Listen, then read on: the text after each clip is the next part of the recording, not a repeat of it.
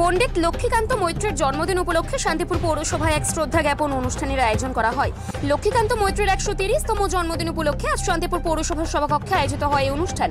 উপস্থিত ছিলেন পৌরসভার সকল আধিকারিক। পুষ্পমালা প্রদানের মধ্য দিয়ে শান্তিপুরের সুসন্তান লক্ষ্মীকান্ত মৈত্রের প্রতি শ্রদ্ধা জ্ঞাপন করেন সকলে।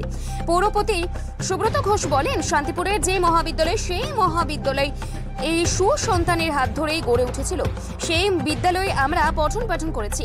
রেলওয়ে স্টেশন থেকে শুরু করে আমাদের ভারতীয় যে সংবিধান, সেই সংবিধানের ড্রাফটিং যে কমিটির তিনি একজন সদস্য ছিলেন। এরকম একজন মহান মানুষ, যার শান্তিপুরের প্রতি ভালোবাসা এবং শান্তিপুর পৌরসভার প্রতি যে দায়বদ্ধতা, তার যে মতাদর্শ, তার এই মতাদর্শ অনুসরণ করেই আমরা যাতে আগামী দিনে চলতে পারি এবং শান্তিপুরকে আরো শান্তিময় এবং সুন্দর করে তুলতে পারি। সেই বিগ নিউজের ক্যামেরার সামনে শান্তিপুর পৌরসভার পৌরপতি এই বিষয়ে উল্লেখযোগ্য দিনটি নিয়ে আরো কি বলেছেন তার মুখ থেকে শুনে নেব।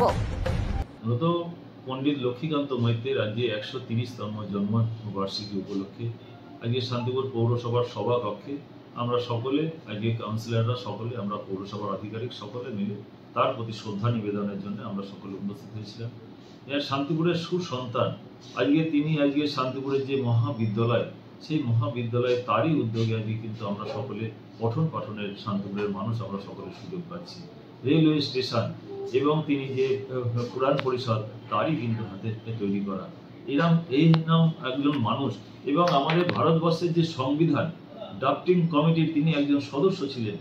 সুতরাং আজকে এরকম একজন মহান মানুষের শান্তিপুরের প্রতি তার যে ভালোবাসা এবং শান্তিপুর পৌরসভার প্রতি তার যে দায়বদ্ধতা, আজকে আমরা সকলকে আমরা সেই কাজই যাতে আমরা তার মতাদর্শ অনুপাতে আমরা সকলে শান্তিপুরকে এগিয়ে নিয়ে যেতে পারি এবং শান্তিপুরের সকলকে নিয়ে যাতে সার্বিক উন্নয়নমূলক কাজে আমরা পৌরসভার পক্ষ থেকে সকলকে নিয়ে করতে পারি। আজকের দিনে তার পণ্ডিত লক্ষ্মীকান্ত মৈত্রের 130তম জন্মবার্ষিকীতে আজকে আমাদের এটাই সকলের আজকে অঙ্গীকার হোক, এটাই আমরা সকলে চাই।